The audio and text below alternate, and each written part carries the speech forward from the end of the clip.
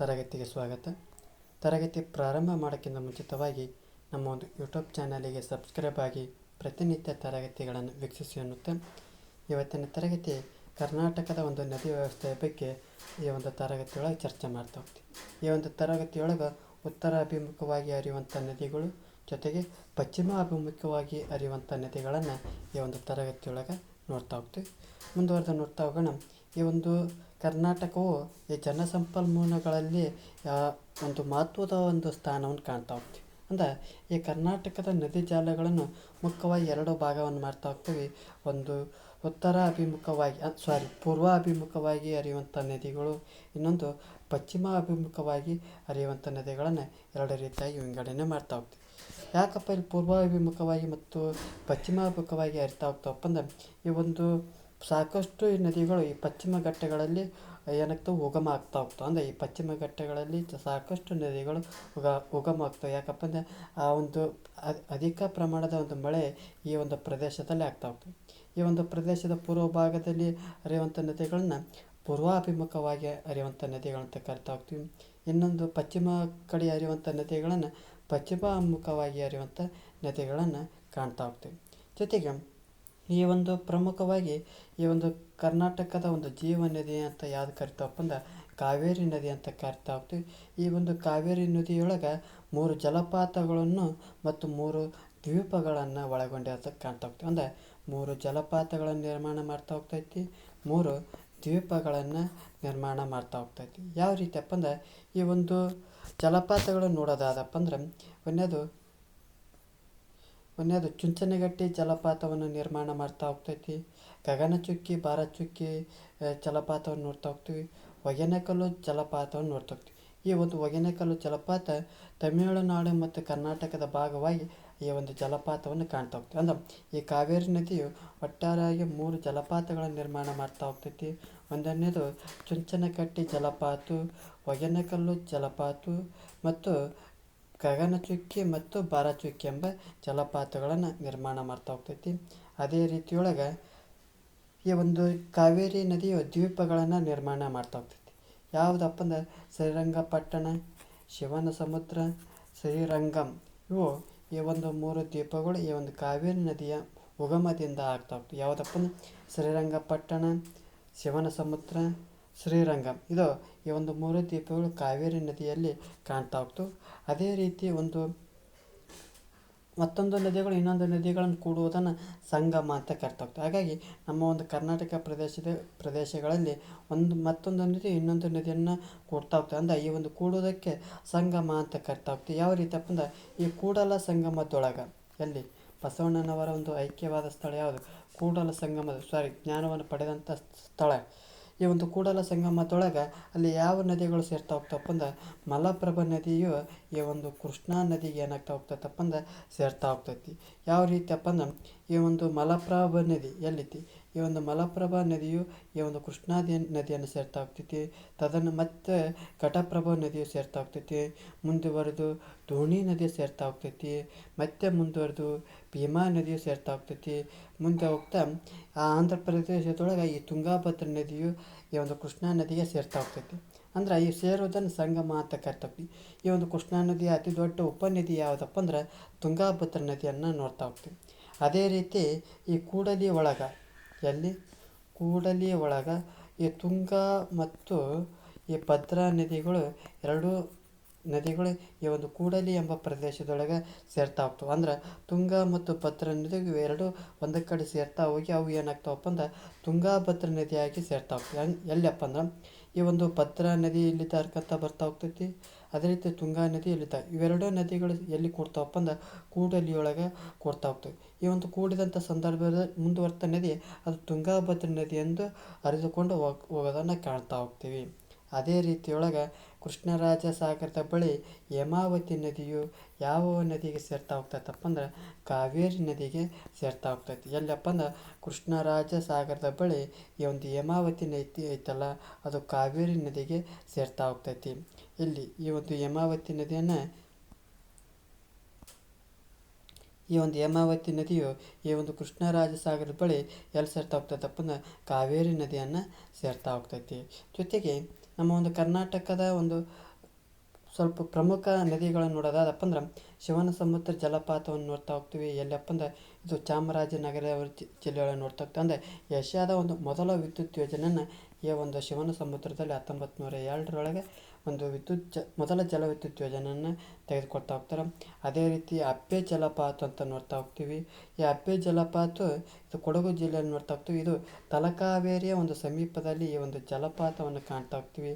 ಅದೇ ರೀತಿ ಸುಂಕದಕಟ್ಟೆ ಜಲಪಾತವನ್ನು ನೋಡ್ತಾ ಹೋಗ್ತೀವಿ. ಇದು ಸಣ್ಣದಾದಂಥ ಜಲಪಾತ, ನೋಡಲು ಮತ್ತು ಸುಂದರವಾದಂಥ ಜಲಪಾತ ಆಗ್ತೈತಿ. ಇದು ಕೊಡಗು ಜಿಲ್ಲೆಯೊಳಗೆ ಕಂಡು ಬರ್ತಾ ಹೋಗ್ತೈತಿ. ಹೊಗೆನಕಲ್ಲು ಜಲಪಾತ ಇದು ತಮಿಳುನಾಡಿನ ಧರ್ಮಪುರಿ ಜಿಲ್ಲೆಯ ಒಂದು ಕಿರಿದಾದ ದ್ವೀಪಗಳ ಮೂಲಕ ಹರಿದು ಹೋಗುವಂಥದ್ದನ್ನು ಕಾಣ್ತಾ ಹೋಗ್ತೀವಿ. ಇಲ್ಲಿ ಪ್ರಸಿದ್ಧವಾಗಿ ಕಾಣ್ತಾ ಹೋಗ್ತಪ್ಪ ಅಂದ್ರೆ ಬೋಟಿಂಗ್ ತಾಣ ಅಂತ ಕಾಣ್ತಾ ಹೋಗ್ತೀವಿ. ಅದೇ ರೀತಿ ಮೇಕೆದಾಟು ಜಲಪಾತವನ್ನು ನೋಡ್ತಾ ಹೋಗ್ತೀವಿ. ಇದು ರಾಮನಗರ ಜಿಲ್ಲೆಯೊಳಗೆ ಕಾಣ್ತಾ ಹೋಗ್ತೀವಿ. ಅಂದರೆ ಅರ್ಕಾವತಿಯ ಸಂಗಮದ ಬಳಿ ಈ ಒಂದು ಕಿರಿದಾದ ಕಂದರಗಳ ಮೂಲಕ ಈ ಒಂದು ನದಿ ಜಲಪಾತ ಹರಿಯೋದನ್ನು ಕಾಣ್ತಾ ಹೋಗ್ತೀವಿ. ಅದೇ ರೀತಿ ಸುಂಕದಕಟ್ಟೆ ಜಲಪಾತವನ್ನು ಕಾಣ್ತಾ ಹೋಗ್ತೀವಿ. ಇದು ಕೊಡಗು ಜಿಲ್ಲೆಯೊಳಗೆ ಕಾಣ್ತಾ ಹೋಗ್ತೇವೆ. ಮತ್ತೆ ಮುಂದುವರೆದು ನೋಡ್ತಾ ಹೋಗೋಣ, ಪೂರ್ವಾಭಿಮುಖವಾಗಿ ಹರಿಯುವಂಥ ನದಿಗಳನ್ನು ನೋಡ್ತಾ ಹೋಗೋಣ. ಹಾಗಾದ್ರೆ ಈ ಪೂರ್ವಾಭಿಮುಖವಾಗಿ ಹರಿಯುವಂಥ ನದಿಗಳು ಪ್ರಮುಖವಾಗಿ ಯಾವುದಪ್ಪ ಅಂದ್ರೆ ಕೃಷ್ಣಾ ನದಿ, ಕಾವೇರಿ ನದಿ, ಪೆನ್ನಾರ್, ಪಾಲಾರ್ ನದಿಗಳು ಇವು ಪೂರ್ವಾಭಿಮುಖವಾಗಿ ಹರಿದು ಎಲ್ಲಿ ಸೇರ್ತಾವಪ್ಪ ಅಂದ್ರೆ ಬಂಗಾಳ ಕೊಲ್ಲಿಯನ್ನು ಸೇರುವಂಥ ಪ್ರಮುಖ ನದಿಗಳಾಗ್ತಾ ಹೋಗ್ತವೆ. ಈ ಒಂದು ಕೃಷ್ಣಾ ನದಿಯು ದಕ್ಷಿಣ ಭಾರತದ 2ನೇ ಮುಖ್ಯ ನದಿ ಅಂತ ಕರಿತಾ ಹೋಗ್ತಾರೆ. 1ನೇ ನದಿ ಗೋದಾವರಿ ನದಿ ಅಂತ ಕರಿತೇವೆ, 2ನೇದು ಕೃಷ್ಣಾ ನದಿ ಅಂತ ಕರಿತೇವೆ. ಈ ಒಂದು ಕೃಷ್ಣಾ ನದಿಯನ್ನು ದಕ್ಷಿಣ ಭಾರತದ 2ನೇ ಮುಖ್ಯ ನದಿ ಅಂತ ಕರಿತಾ ಹೋಗ್ತೀವಿ. ಇದು ಮಹಾರಾಷ್ಟ್ರದ ಮಹಾಬಲೇಶ್ವರ ಎಂಬಲ್ಲಿ ಉಗಮ ಆಗ್ತೈತಿ. ಎಲ್ಲಿ? ಮಹಾರಾಷ್ಟ್ರದ ಮಹಾಬಲೇಶ್ವರ ಎಂಬಲ್ಲಿ ಉಗಮ ಆಗ್ತಾ ಹೋಗ್ತೈತಿ. ಇದು ಸರಿಸುಮಾರು 1392 ಕಿಲೋಮೀಟರ್ಗಳು ದೂರ ಹರಿದು ಎಲ್ಲಿ ಸೇರ್ತಾ ಹೋಗ್ತೈತಪ್ಪ ಅಂದ್ರೆ ಬಂಗಾಳ ಕೊಲ್ಲಿಯನ್ನು ಸೇರ್ತಾ ಹೋಗ್ತೈತಿ.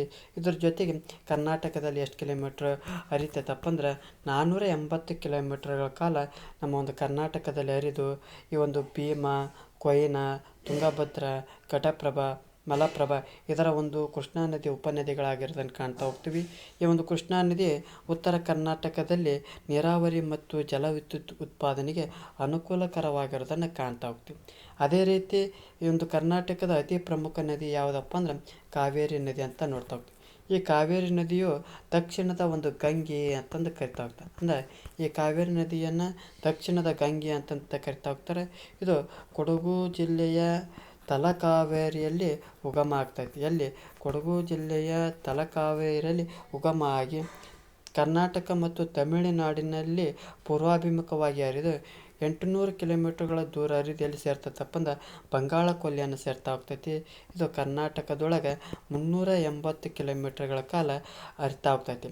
ಕೃಷ್ಣಾ ನದಿಯು 480 ಕಿಲೋಮೀಟರ್ಗಳು ಹರಿದಪ್ಪ ಅಂದ್ರೆ ಕಾವೇರಿ ನದಿಯು 380 ಕಿಲೋಮೀಟರ್ಗಳು ಹರಿತವೆ. 100 ಕಿಲೋಮೀಟರ್ ವ್ಯತ್ಯಾಸವನ್ನು ನೋಡ್ತಾ ಹೋಗ್ತೀವಿ. 380 ಕಾವೇರಿ ನದಿ ಹರಿತಾ ಹೋಗ್ತೈತಿ, 480 ಕಿಲೋಮೀಟರ್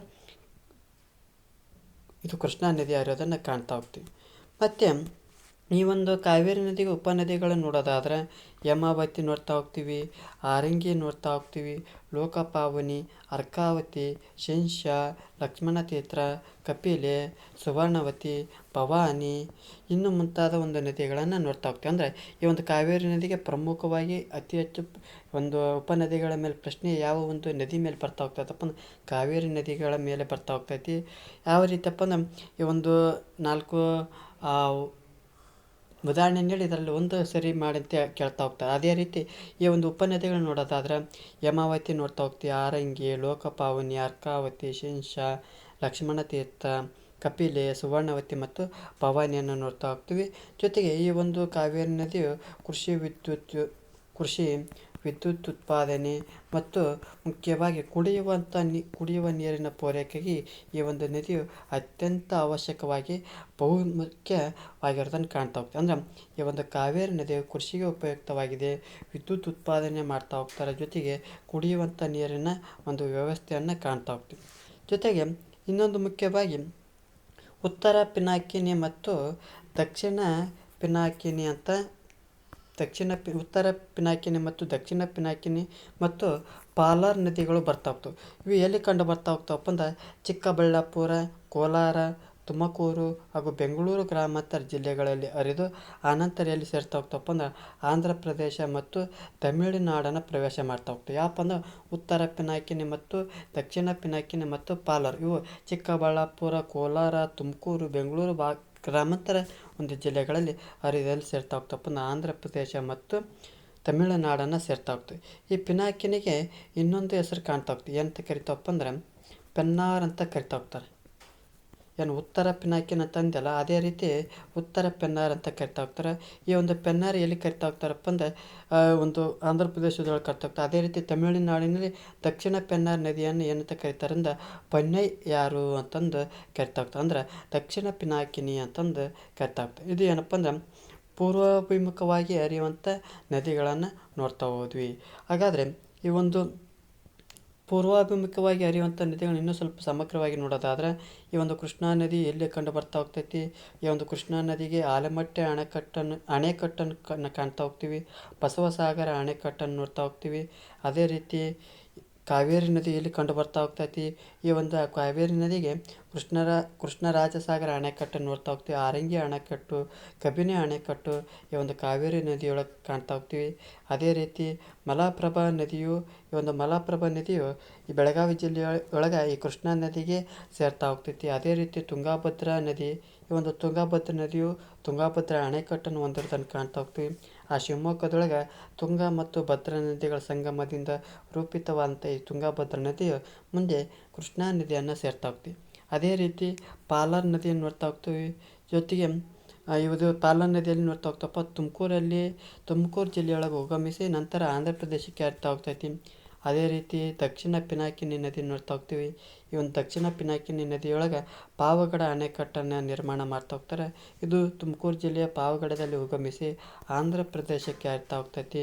ಅದೇ ರೀತಿ ಪಾಲಾರ್ ನದಿ ಪಕ್ಷಿಧಾಮವನ್ನು ಕಾಣ್ತಾ ಹೋಗ್ತೀವಿ. ಅಂದರೆ ಪಾಲಾರ್ ನದಿಯನ್ನು ಕಾಣ್ತಾ ಹೋಗ್ತೀವಿ. ಇದು ಏನಪ್ಪ ಅಂದ್ರೆ ಪೂರ್ವಾಭಿಮುಖವಾಗಿ ಹರಿಯುವಂಥ ನದಿಗಳನ್ನು ಕಾಣ್ತಾ ಹೋಗ್ತೀವಿ. ಮತ್ತೆ ಮುಂದುವರೆದು ನೋಡ್ತಾ ಹೋಗೋಣ. ಈ ಪಶ್ಚಿಮಾಭಿಮುಖವಾಗಿ ಹರಿಯುವಂಥ ನದಿಗಳನ್ನು ನೋಡ್ತಾ ಹೋಗೋಣ. ಈ ಪಶ್ಚಿಮಾಭಿಮುಖವಾಗಿ ಹರಿಯುವಂಥ ನದಿಗಳು ಇವು ಸಾಮಾನ್ಯವಾಗಿ ಈ ಮಲೆನಾಡಿನಲ್ಲಿ ಹೆಚ್ಚಾಗಿ ಹುಟ್ಟಿ ಈ ಒಂದು ಏನು ಮಾಡ್ತಾ ಹೋಗ್ತಪ್ಪ ಅಂದ್ರೆ ಪಶ್ಚಿಮಕ್ಕೆ ಹರಿದು ಯಾವ ಸಮುದ್ರವನ್ನು ಸೇರ್ತಾ ಹೋಗ್ತಪ್ಪ ಅಂದ್ರೆ ಅರಬ್ಬಿ ಸಮುದ್ರವನ್ನು ಸೇರ್ತಾ ಹೋಗ್ತವೆ. ಹಾಗಾದರೆ ಯಾವ ನದಿಗಳಂತ ನೋಡೋದಾದ್ರೆ ಶರಾವತಿ, ಕಾಳಿ, ಗಂಗಾವಳಿ, ನೇತ್ರಾವತಿ, ವರಾಹಿ, ಆಕಾನಾಶಿನಿ ಇನ್ನೂ ಮುಂತಾದ ನದಿಗಳು ಆ ಮಲೆನಾಡಿನಲ್ಲಿ ಹುಟ್ಟಿ ಅರಬ್ಬಿ ಸಮುದ್ರವನ್ನು ಸೇರ್ತಾ ಹೋಗ್ತವೆ. ಇವು ಕಡಿದಾದಂಥ ಇಳಿಜಾರಿನಲ್ಲಿ ಹರಿಯುತ್ತಾ ಜಲಪಾತಗಳನ್ನು ಸೃಷ್ಟಿ ಮಾಡ್ತಾ ಹೋಗ್ತೈತಿ. ಜೊತೆಗೆ ಈ ಒಂದು ಜಲಪಾತಗಳನ್ನ ಸೃಷ್ಟಿ ಮಾಡೋದ್ರಿಂದ ಅಲ್ಲಿ ಜಲವಿದ್ಯುತ್ ಉತ್ಪಾದನೆಗೆ ನೆರವಾಗೋದನ್ನು ಕಾಣ್ತಾ ಹೋಗ್ತೀವಿ. ಈ ಶರಾವತಿ ನದಿ ನಿರ್ಮಿತವಾದಂಥ ಈ ಜೋಗ್ ಜಲಪಾತ ಜಗತ್ ಪ್ರಸಿದ್ಧವಾಗಿರೋದನ್ನು ಕಾಣ್ತಾ ಹೋಗ್ತೀವಿ. ಇದು ಭಾರತದ ಒಂದು ಅತಿ ಎತ್ತರದ ಜಲಪಾತ ಅಂತ ಕರಿತಾ ಹೋಗ್ತದೆ. ಅಂದರೆ ಎಷ್ಟು ಮೀಟ್ರ್ ಐತಪ್ಪ ಅಂದ್ರೆ 250 ಮೀಟರ್ ಎತ್ತರವಾಗಿರೋದನ್ನು ಕಾಣ್ತಾ ಹೋಗ್ತೀವಿ. ಇತರೆ ಒಂದು ಜಲಪಾತಗಳನ್ನು ನೋಡೋದಾದ್ರೆ ಗೋಕಾಕ್ ಜಲಪಾತವನ್ನು ನೋಡ್ತಾ ಹೋಗ್ತೀವಿ. ಅದು ಘಟಪ್ರಭಾ ನದಿಗೆ ಕಾಣ್ತಾ ಹೋಗ್ತೀವಿ.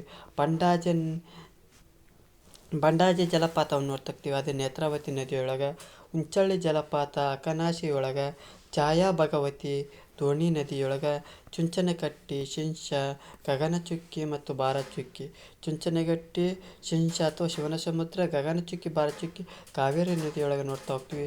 ಮಾಗೋಡು ಜಲಪಾತ ಬೆಡ್ತಿ ನದಿಯೊಳಗೆ ನೋಡ್ತಾ ಹೋಗ್ತೀವಿ. ಅಂದ್ರೆ ಪ್ರಮುಖವಾಗಿ ಈ ಒಂದು ಹೊಂದಿಸಿ ಬರೆಯೋರೊಳಗೆ ಈ ಒಂದು ಜಲಪಾತಗಳನ್ನು ಕೇಳ್ತಾ ಹೋಗ್ತಾರೆ.